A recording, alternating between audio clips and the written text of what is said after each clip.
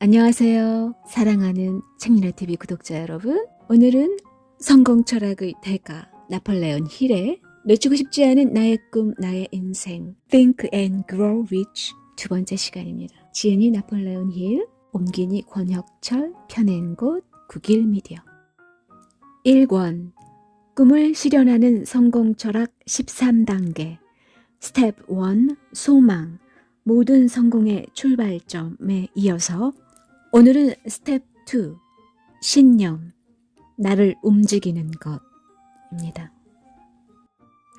시작하기 전에 구독과 좋아요는 책 읽어주는 니나에게 아주 큰 힘이 됩니다. 동요되지 않는 신념 그것이 당신의 사고를 힘으로 바꾼다. 신념은 당신의 한계를 뛰어넘어 새로운 자신으로 만든다. 당신을 도전하는 인간으로 변화시킨다. 마음의 움직임은 신념에 따른다. 신념이 사고와 결합할 때 잠재의식이 자극받아 의욕과 무한한 지성이 용솟음친다. 신념과 사랑과 성은 인간의 모든 감정 중에서도 가장 강력한 충동을 수반한다. 이 세 가지가 동시에 작용하여 뚜렷한 사고와 연결되면 잠재의식은 믿지 못할 정도의 힘을 발휘한다. 신념이란 일종의 정신상태다. 이것은 되풀이되는 자기 암시를 통해 잠재의식 속에 전달되고 한 사람을 지탱하는 지침으로 자리 잡는다. 좀 더 알기 쉽게 설명하기 위해 당신을 살펴보자. 당신은 어떤 목적으로 이 책을 읽고 있는가? 그것은 아마 당신의 마음 깊은 곳에서 움직이는 어떤 소망을 성공이나 부 또는 그 밖의 것으로 전환하는 능력을 몸에 익히기 위해서일 것이다. 당신은 이 책에 나오는 13단계를 하나하나 읽고 이해하며 확신하고 그리고 시험적으로 실행하는 도중에 점점 마음속에 신념이 굳어지는 것을 느낄 것이다. 당신의 소망을 거듭 되풀이하여 잠재의식에 새기는 도중에 당신은 강한 신념의 소유자가 되는 것이다. 이 말은 무거운 죄를 저지른 범죄자의 심리를 분석하면 한층 이해가 쉽다. 어느 유명한 범죄 심리학자는 처음으로 죄를 범했을 때는 누구나 자신을 증오하고 후회하지만 2번, 3번 죄를 거듭할수록 점점 익숙해져서 끝내는 죄의식이 완전히 사라져버린다 라고 말했다. 이것은 어떤 정보든 계속 되풀이하여 잠재의식 속에 새기면 차츰 그 사람의 성격이 변화하여 마침내 완전히 잠재의식 속의 사람으로 변화한다는 것을 가르쳐주는 예시다. 인간의 사고와 신념이 어우러지면 그 사람 자체를 새로 만든다. 건전한 사고는 건전한 인간을 만들며 나태한 사고는 무기력한 사람을 만든다. 사고는 감정에 자극받아 비로소 생명력을 갖고 행동을 유발한다. 특히 신념, 사랑, 성의 감정이 사고와 이어지면 그 에너지는 상상을 초월한다. 신념이 강하면 어떠한 한계도 뛰어넘는다. 자극은 잠재의식에 작용하여 사람을 변화시킨다. 신념과 같은 긍정적 자극은 그 사람을 행복으로 인도하고 나태나 비판 같은 부정적인 자극은 불행을 초래한다. 잠재의식은 긍정적이고 건설적인 사고와 이어지는 동시에 부정적이고 파괴적인 사고와도 이어진다. 종종 사람들은 자신이 가난한 것이나 실패하는 것을 숙명이라고 생각하고 어쩔 수 없다고 단념해버린다. 이런 사람들은 무의식 중에 부정적인 사고를 잠재의식에 심으면서 스스로를 불행하게 하는 것이다. 반대로 자기 암시로 긍정적인 사고를 잠재의식에 새기면 당신은 무엇이든 손에 넣을 수 있다. 잠재의식은 신념과 같은 자극을 받아 작용하지만 어느 경우든 우리는 능숙하게 잠재의식을 조정할 수 있어야 한다. 예를 들어 내가 아들에게 암시를 주어 그의 잠재의식을 바꿔놓은 것 같이 의식적인 자기 암시를 통해 스스로를 변화시킬 수도 있다. 자기 암시로 자기를 바꾸려면 우선 꿈을 이루었을 때의 자기 모습을 잠재의식에 새겨야 한다. 이미 꿈을 이룬 자신의 모습을 생생하게 마음속에 그림으로써 잠재의식은 신념을 더욱 강하게 만들고 어느 사이엔가 꿈을 현실로 이뤄낸다. 어쨌든 처음에는 시험을 해봐야 한다. 그렇게 하는 동안에 당신은 잠재의식을 자유롭게 조종하는 일이 가능해질 것이다. 이 책을 읽고 지금 당장 시험해보라고 권하고 싶다. 당신이 지금 해야 할 일은 일체의 약한 마음을 버리고 적극적인 의욕을 마음에 가득 채우도록 노력하는 일이다. 적극적인 의욕과 신념을 마음속 깊이 다져 자신을 열정적인 사람으로 만드는 것이다. 여기에 강한 신념을 양성할 방법을 소개해 보겠다. 다음의 내용을 몇 번이고 반복하여 읽기 바란다. 그러는 과정에서 신념을 갖게 될 것이다. 무엇인가가 되고 싶다면 신념을 갖는 것이 그 첫걸음이다. 자, 신념을 갖자. 반드시 이루겠다는 신념을 갖자. 신념은 나의 사고에 생명을 주고 힘을 준다. 신념은 과학으로도 풀 수 없는 기적을 부른다. 신념은 나를 절망에서 끌어내주는 마법의 약이다. 신념은 나의 고정관념을 파괴하는 다이너마이트다. 나는 이제 신념을 지녔다. 그러므로 무서운 것은 아무것도 없다. 우주의 모든 것은 내 편이다. 신념의 작용을 증명하기란 어려운 일이 아니다. 자기 암시에 대해 생각해보면 쉽게 이해할 수 있다. 자기 암시란 무엇일까? 그리고 어떤 위력을 가지고 있을까? 거듭 되풀이하여 반복하는 사고는 그것이 거짓이든 진실이든 결국은 그 사람의 신념이 되어버린다. 거짓말이라도 그것을 되풀이하면 그것을 진실로 믿어버리는 경우가 생기는 것도 같은 이유다. 사람이란 마음속 깊은 곳에 자신이 그리고 있는 대로 되어가는 법이다. 우리를 조종하고 있는 것은 우리가 가지고 있는 무의식의 신념인 것이다. 신념은 한 알의 씨앗으로 비유할 수 있다. 비옥한 대지에 뿌려진 이 한 알의 씨앗은 나중에 싹이 터서 성장하고 꽃을 피우고 열매를 맺는다. 그리고 성장한 이 씨앗에서는 다시 수십 알의 새로운 씨앗이 나온다. 이처럼 신념은 새로운 신념을 낳고 이것이 반복된다. 신념의 망설임이 끼어들 틈이 없다. 신념이 모든 망설임을 없애주기 때문이다. 사람의 마음은 언제나 무엇인가를 찾아 헤매고 있다. 그 마음속에 있는 희미한 소원이 강렬한 감정으로 신념과 이어지면 그 순간부터 소망은 불타오른다. 그리고 이 불타오르는 소망은 그 사람의 인생을 바꾼다.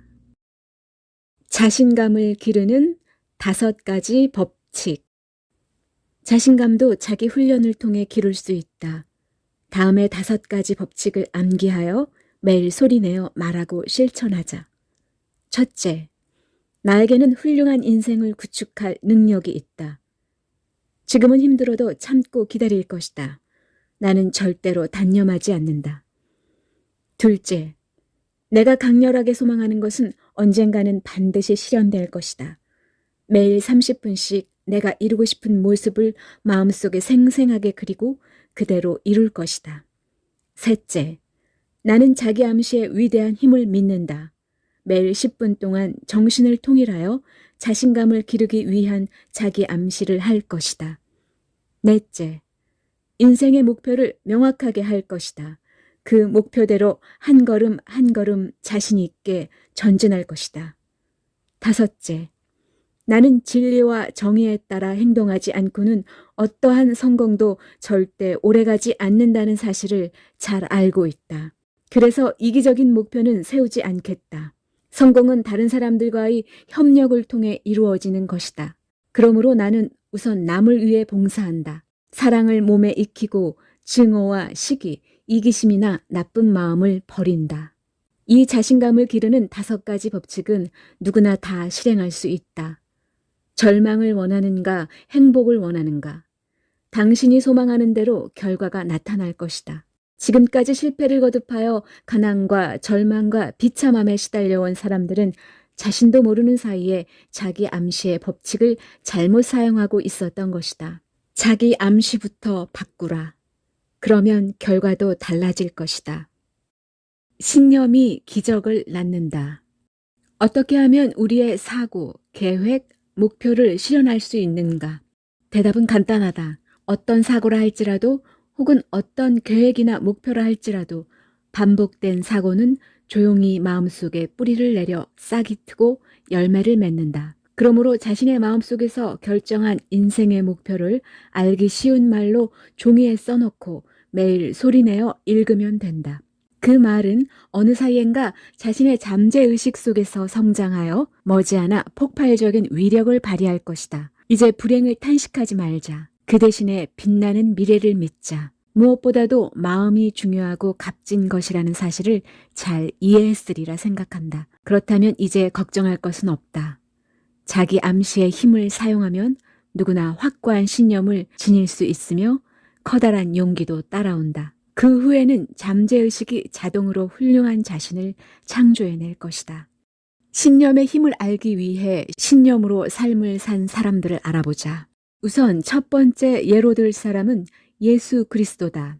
누가 어떠한 반론을 내세운다 할지라도 그리스도교의 근본이 신념이라는 것을 부정하지 못할 것이다. 그리스도의 가르침이나 위협을 기적이라 말해왔으나 기적은 신념과 다르지 않다. 기적을 일으키는 것은 신념의 힘이다. 또한 인도의 마하트마 간디는 어떠한가? 그는 신념의 놀라운 가능성을 마음으로부터 믿는 사람이다. 그에게는 옷 한 벌 살 돈도 군함도 병사도 없었으나 신념이라는 위대한 재산을 가지고 있었다. 그 신념의 힘이 2억 국민의 마음을 흔들어 움직이게 하여 마치 한 사람의 마음처럼 한 곳에 모은 것이다.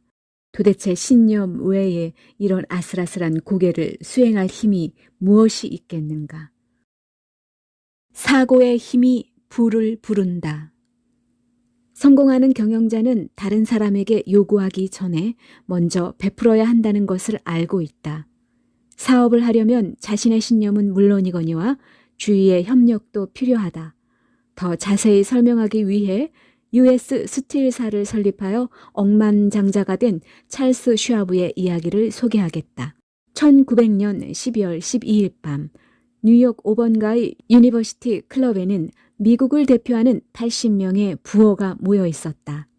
이날의 주인공은 아직 이름을 떨치지 못한 신출내기 청년 실업가 찰스 슈와브였다.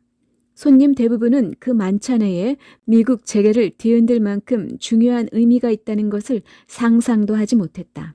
이 만찬회는 J. 에드워드 시몬스와 C. 스튜어트 스미스 두 사람이 전날 피츠버그를 방문했을 때 찰스 슈와브에게 받은 후한 대접에 대한 답례로 열린 것이었다.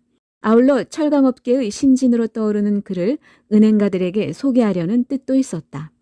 그러나 만찬에 참여한 사람 대부분은 그가 얼마나 뛰어난 수완가인지 미처 생각하지 못했다. 또 뉴욕 사람들은 긴 연설을 좋아하지 않았으므로 모두에게 호감을 주려면 10분 내지는 20분 정도에서 연설을 마치는 것이 좋다며 그에게 몰래 조언해주는 사람도 있었다. 슈와브의 오른쪽에 앉아있는 주최자 제이 모건 역시 의리상 참석한 것처럼 보였다. 손님들은 여느 때와 마찬가지로 이미 7, 8코스의 식사를 끝냈지만 특별한 화제가 없어 모두 지루한 듯했다. 슈와브를 알고 있는 은행가나 실업가는 거의 없었다. 그는 아직 일부 지역에서만 이름이 나 있을 뿐이었다. 그러나 만찬회가 끝나갈 무렵에는 재계의 보스인 모건을 비롯하여 모든 참석자가 이 청년 실업가에게 완전히 반하고 말았다. 그날 밤 찰스 슈와브의 연설은 문법적으로는 칭찬할 만한 것이 아니었으나 위트가 풍부하고 핵심을 명확하게 찌른 짜임새 있는 연설이었다. 무엇보다도 슈와브가 설명한 총액 50억 달러에 이르는 대계획에 참석자들은 커다란 충격을 받았다. 슈와브의 연설은 장장 90분이나 계속되었지만 아무도 자리를 뜨지 않았다. 모건은 곧 그를 조용한 곳에 있는 테이블로 데리고 가서 1시간 넘게 긴 대화를 나누었다. 무심한 반응을 보이던 사람들의 마음을 움직이게 한 것은 과연 무엇이었을까? 슈와브의 매력적이고 흠없는 개성 때문이기도 하지만 결정적인 것은 그가 발표한 내용, 즉 당장이라도 실현이 될 것 같은 철강업계 재편성에 대한 원대한 계획 때문이었다. 지금까지 많은 사람이 모건에게 새로운 기획 상품안을 들고 왔고 투기꾼인 존 게이츠도 모건의 마음을 사로잡기 위해 여러 가지 방법을 동원했으나 성공하지 못했다. 그런데 이 거물 실업가가 슈와브의 구상을 듣고 완전히 마음을 빼앗겼다. 그의 구상은 수천 개가 넘는 중소회사를 흡수하고 때로는 이익도 내지 못하는 회사까지 모두 통합하여 거대 기업으로 만드는 전략이었다. 그러나 이 구상 자체는 이미 1세대 전부터 알려졌던 것으로 철강업계에도 존 게이츠가 자회사만을 최인화한 아메리칸 스틸 앤드 와이어를 창립했고 모건과 함께 US 스틸이라는 통합회사를 만들기까지 했다. 그러나 이것들은 앤드류 카네기의 대규모 수직통합 조직에 비하면 마치 소꿉장난처럼 보였다. 그들이 어떠한 방법으로 단결해도 카네기의 거대한 조직에는 털끝만큼도 영향을 주지 못했다. 이것은 모건도 익히 잘 알고 있었다. 완고한 스코틀랜드 노인인 앤드류 카네기는 모건의 중소업체들이 자기 사업에 도전하는 것을 관망하고 있다가 눈에 거슬릴 경우에는 가끔 엄하게 일침을 놓기도 했다. 모건도 남에게 지기 싫어하는 성격이었으므로 어떻게 하든 카네기를 꼼짝 못하게 할 작정이었다. 그런 시기에 슈와브의 연설을 듣게 되었고 이것은 모건에게 결정적인 힌트를 제시해 주었다. 모건은 슈와브의 연설을 듣고 지금까지 하던 방법이 근본적으로 잘못되었다는 것을 알았다. 이를테면 카네기의 전 조직을 매수하지 않는 한 모건의 조직은 속수무책임을 깨달았다. 1900년 12월 12일의 만찬회에서 슈와브가 한 연설에는 카네기의 철강회사가 가까운 장래에 모건에게 흡수될 수도 있다는 암시가 들어있었다. 또 슈와브는 국제적인 시야로 철강계의 장래를 예측하고 합리적인 경영을 실행하기 위해 먼저 조직을 근본적으로 재편성할 것을 제안했다. 무계획적으로 난립하고 있는 공장이나 설비를 정리 통합하여 자본을 일원화하고 원자재의 유통을 개선하고 정계와 연계할 것을 설명한 것이다. 그리고 슈와브는 그 연설에서 카리브해를 누력질하고 다니던 해적이 얼마나 큰 잘못을 범했는지를 예로 들면서 무엇이든 독점하고 값을 엄청나게 올려 사리를 꾀하려는 경영 자세가 얼마나 어리석은지를 이해할 수 있게 설명했다. 지금까지의 방법이 얼마나 근시안적이며 전 세계의 모든 분야가 발전하려고 하는 시점에서 철강 시장만 독점하려는 것이 타 산업의 발전에 어느 만큼 압박을 주었는가를 날카롭게 지적했다. 여기서 철강 가격을 끌어내리면 시장은 급속도로 확대될 것이며 철강은 더욱더 다양한 분야에 사용되어 세계적인 장사가 가능해질 것이라고 역설했다. 이제 와서 생각해보면 슈와브는 스스로 깨닫지 못했겠지만 현대식 대량 생산 전략의 시조가 되었다. 유니버시티 클럽의 만찬회에서 돌아온 모건은 장밋빛으로 빛나는 슈와브의 계획을 생각하니 좀처럼 잠이 오지 않았다. 한편 슈와브는 피츠버그로 돌아와 철강 사업을 계속했다. 게일리나 그 밖의 멤버들도 집으로 돌아가 주식시장을 주시하면서 다음에는 무슨 일이 일어날 것인지 지켜보고 있었다.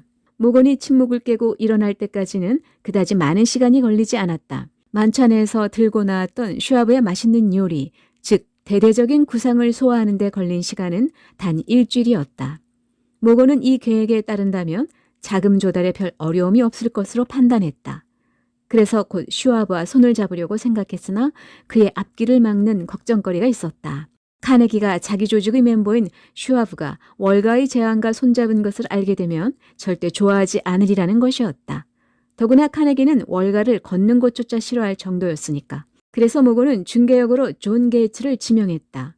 게이츠의 책략이란 슈와브가 필라델피아의 호텔에 머물고 있을 때 우연히 모건이 그곳에 나타난다는 계획이었다. 그러나 운이 나쁘게도 그날 모건은 병이 나는 바람에 뉴욕의 자택에서 움직이지 못했다.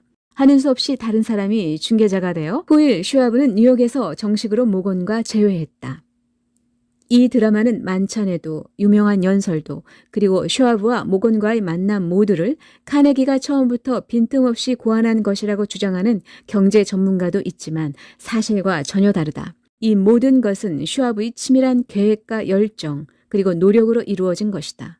아무도 그 만찬에서 모건이 슈와브의 계획에 그 정도로 열심히 귀를 기울이고 흥미를 나타내리라고는 예상하지 못했다. 슈와브는 모건에게 진심으로 열의를 다해 설명했다. 개개의 힘의 한계를 설명하고 새로운 이익 창출 시스템을 발표하는 그의 모습은 그야말로 철강계의 새로운 별처럼 보였다. 그는 절대적인 자신을 갖고 역설했다. 그리고 이 계획은 다른 어느 사람도 흉내낼 수 없으며 또한 대충 협조하여 한몫 얻자는 사람은 일절 받아들이지 않겠다고 덧붙였다. 모건은 회의가 끝날 무렵 슈와브에게 물었다. 앤드류 카네기에게 살 수 있겠는가? 해보겠습니다. 성공하면 그 다음은 자네에게 맡기겠네. 슈아브의 대답에 모건은 굳게 약속했다. 여기까지는 순조롭게 진행되었으나 과연 카네기가 사업 매도 제의를 어떻게 받아들일지는 미지수였다. 가령 판다고 해도 어느 정도의 금액을 요구할 것인가? 지급 방법은 어떻게 하면 될까? 만일 현금을 요구한다면 어찌할 것인가? 서리빨이 내릴 듯한 추운 날씨에 슈아브는 카네기를 만났다.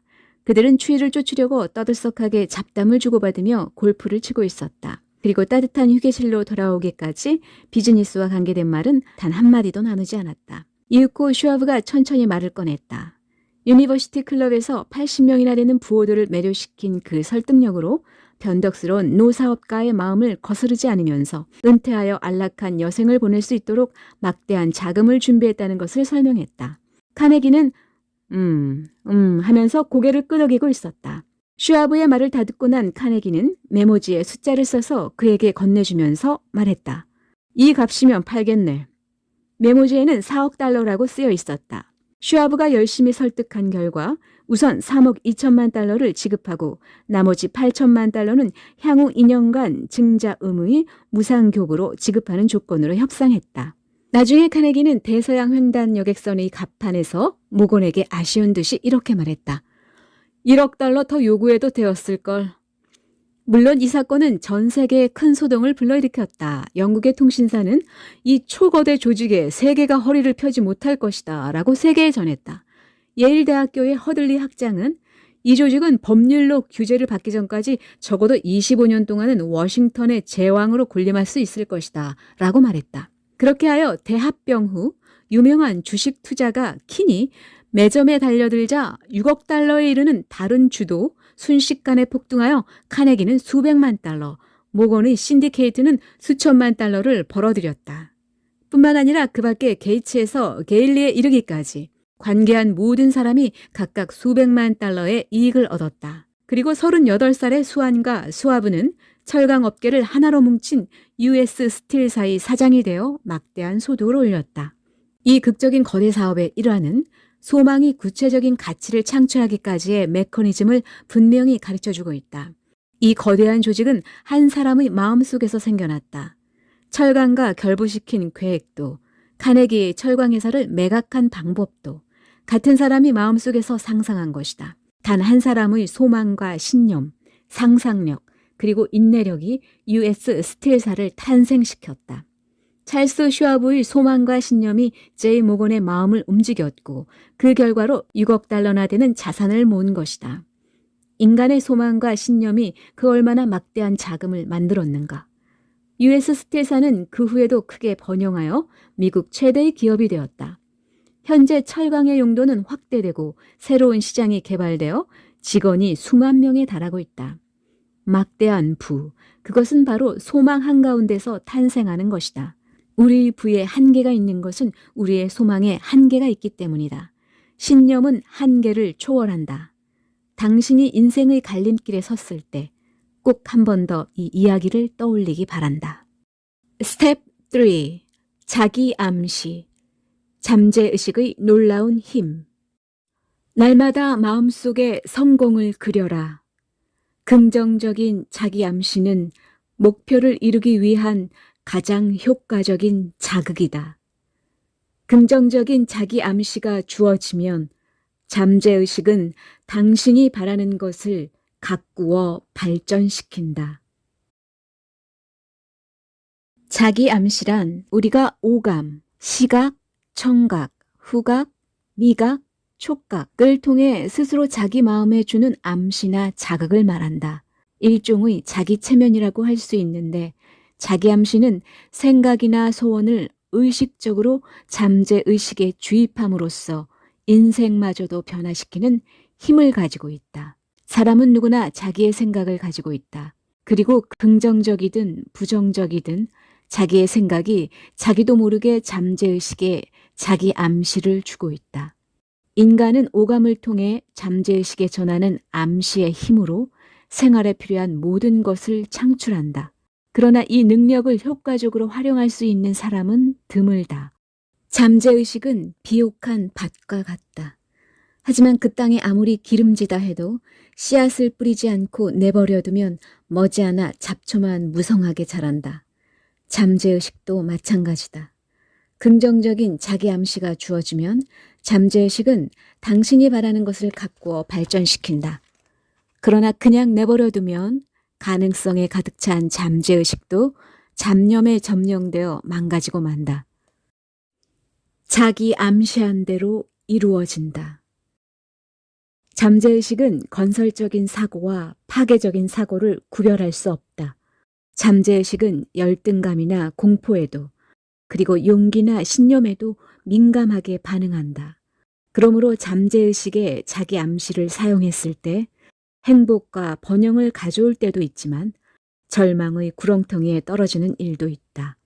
만약 당신이 공포나 의심, 열등감에 사로잡혀 있다면 자기 암시가 작용하여 당신의 잠재의식 속에 파괴적인 감성을 심어 놓을 것이다.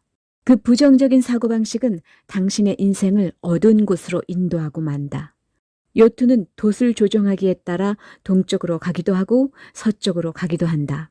당신의 인생도 당신의 사고방식에 따라 행복으로 가거나 파멸에 이르기도 한다. 자기 암시가 어떠한 작용을 하는지 잘 표현한 시가 있다. 다음의 시에서 강조하는 의미를 곰곰이 음미해보라. 당신이 진다고 생각하면 당신은 질 것이다. 당신이 안 된다고 생각하면 당신은 안 될 것이다. 당신이 이기고 싶다는 마음 한구석에 이건 무리라고 생각하면 당신은 절대로 이기지 못할 것이다. 당신이 실패한다고 생각하면 당신은 실패할 것이다. 돌이켜 세상을 보면 마지막까지 성공을 빌었던 사람만이 성공하지 않았던가.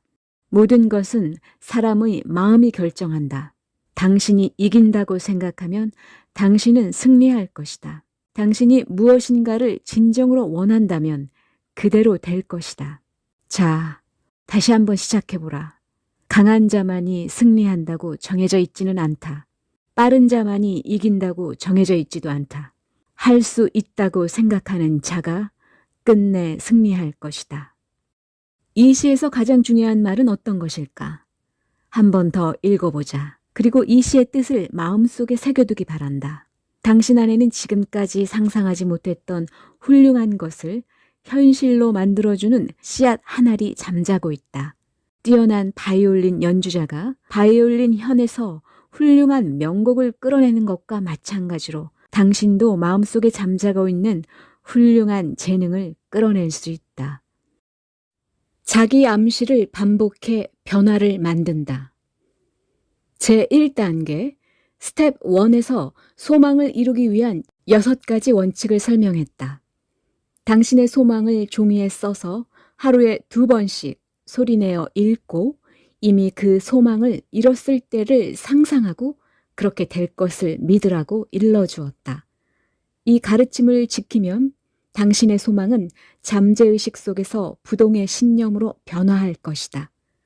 또한 의식적으로 소망을 품고 그것을 현실의 돈이나 그 외의 가치 있는 것으로 전환하는 적극적인 사고가 차차 습관화되어 몸에 뵐 것이다. 그런 의미에서 한 번 더 6가지 원칙을 숙독하기 바란다.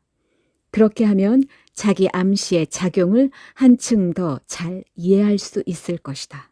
소망을 소리내어 읽을 때 중요한 것은 그 말이 아니고 그것을 반복함으로써 생겨나는 마음의 변화다. 잠재의식은 마음의 변화다. 마음의 변화를 우리에게 익숙한 말로 바꿔보면 감동이며 잠재의식은 이 감동이 일어날 때 놀라운 힘을 발휘한다.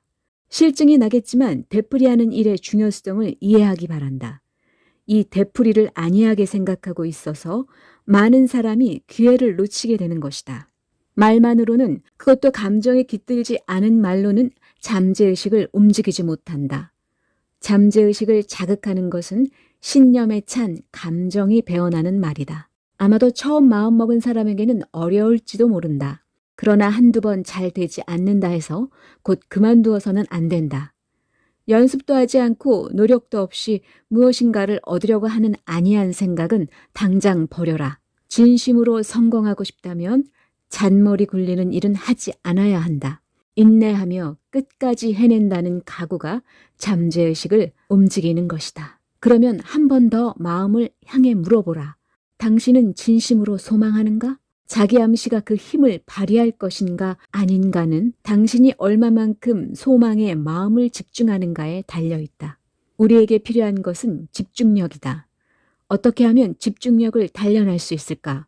그 첫 번째는 소망을 구체적으로 정하는 것이다. 예를 들어 당신이 많은 돈을 원한다면 바라는 돈의 액수를 분명히 정한다. 그리고 눈을 감고 정신을 집중하여 이미 그 소망을 달성한 것처럼 마음속에 그리는 일이 중요하다.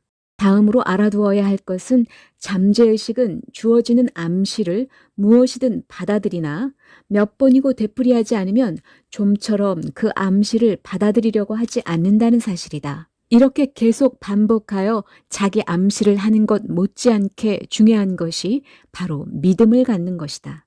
잠재의식이 굳은 신념을 만들어주는 것은 무엇보다도 당신이 믿기 때문이다. 가령 당신이 부를 얻을 수 있다고 믿을 때 돈은 이미 당신이 손을 뻗을 수 있는 자리에서 기다리고 있을 것이다. 그리고 잠재의식이 당신에게 완전한 실행 계획을 가르쳐 줄 것이다.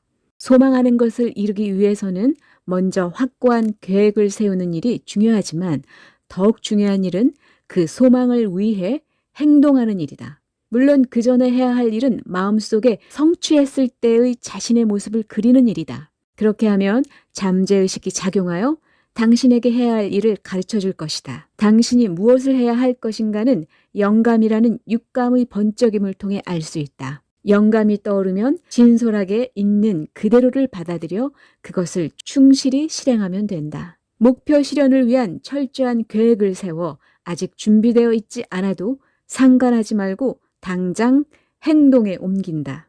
이 말대로 따르는 일이 중요하다. 이제 자신의 이론은 깨끗이 버리도록 한다. 원래 이론이라는 것은 게으름뱅이다. 그러므로 이론에만 사로잡혀 있으면 결국은 모든 것이 중도에서 흐지부지 끝나버릴 우려가 있다. 당신이 마음속에 소망을 이룬 모습을 그릴 수 있으면 다음은 그것을 위해 당신이 어떻게 노력할 것인가를 생각해야 한다. 이것은 매우 중요하다. 잠재의식을 움직이는 3가지 원칙. 잠재의식을 움직이는 자기 암시 방법에는 3가지가 있다. 첫째, 밤에 잠들기 전에 당신이 쓴 암시의 말을 소리내어 읽는다.